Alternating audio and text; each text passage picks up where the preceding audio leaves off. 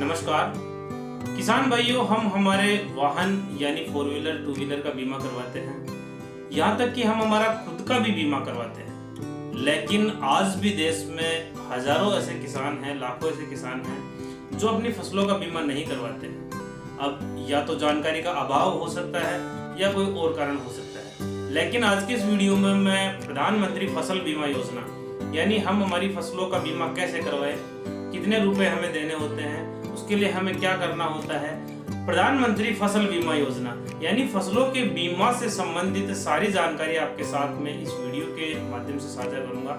अगर आप नए हैं तो चैनल को सब्सक्राइब करके बेल आइकन जरूर प्रेस कर लें ताकि खेती से रिलेटेड सभी अपडेट्स आपको समय समय पर मिलती रहें। किसान भाइयों, मैं सबसे पहले तो बात करना चाहूंगा कि प्रधानमंत्री फसल बीमा योजना के अंतर्गत फसलों का बीमा कौन करवा सकता है। इसमें दो कैटेगरी में बटा हुआ है। एक तो ऋणी किसान और दूसरा अऋणी किसान।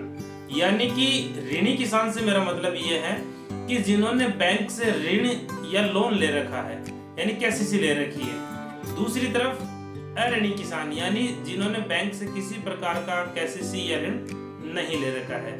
तो ये जो दोनों कैटेगरीज है वो अपने फसलों का बीमा करवा सकते हैं। अब मैं बात करना चाहूंगा कि हमें बीमा कैसे करवा सकते हैं, इसके लिए हमें क्या करना पड़ेगा। ऋणी किसान जो है वो जहां पर उन्होंने केसीसी ले रखी है, जिस बैंक से उन्होंने केसीसी ले रखी है वहां पर वो अपना बीमा करवा सकते हैं। वहां पर बैंक वाले उनका प्रीमियम काट कर उनका बीमा करते हैं। पहले प्रधानमंत्री फसल बीमा योजना के अंतर्गत ऋणी किसानों के लिए फसल बीमा कंपलसरी यानी अनिवार्य था, लेकिन अब ये स्वैच्छिक कर दिया है। अगर आपने ऋण ले रखा है, बैंक से ऋण ले रखा है और अगर आप चाहते हैं कि मैं मेरी फसल का बीमा नहीं करवाऊं तो आप बैंक में जाकर फसल बीमा की जो लास्ट डेट होती है, यानी इस सीजन की अगर मैं बात करूं तो 31 जुलाई फसल बीमा की लास्ट डेट है। 31 जुलाई तक आप बीमा करवा सकते हैं। अगर आप ऋणी किसान हैं और आप ये चाहते हैं कि मैं फसल का बीमा नहीं करवाना चाहता, इस योजना से मैं बाहर रहना चाहता हूं, तो आप बैंक में जो बीमा की जो अंतिम दिनांक है यानी 31 जुलाई से 7 दिन पहले यानी कि 24 जुलाई तक आप बैंक में ऑप्ट आउट यानी फसल बीमा से पृथक रहने का फॉर्म वहां जमा करवा सकते हैं अगर आप बीमा नहीं करवाना चाहते हैं। और अगर आप बीमा करवाना चाहते हैं, ऋणी किसान है, तो 31 जुलाई उसकी लास्ट डेट है।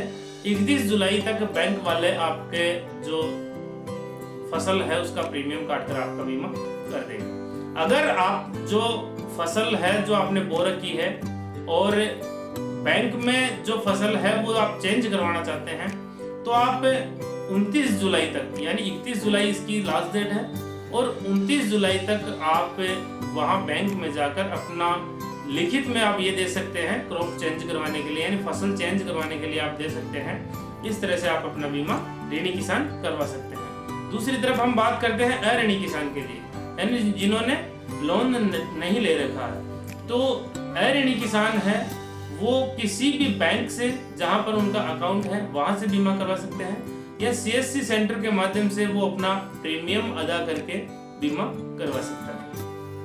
अब हम बात करते हैं कि प्रीमियम कितना देना होता है। फसल बीमा के लिए जो प्रीमियम है वो हमें कितना देना होगा। तो अभी जो खरीफ की जो सीजन चल रही है, मैं ये जो बात कर रहा हूँ खरीफ सीजन की बात कर रहा हूँ, तो जो भी बीमित राशि है उसका 2% आपको खरीफ सीजन में किसान को पे करके बीमा करवाना होता है।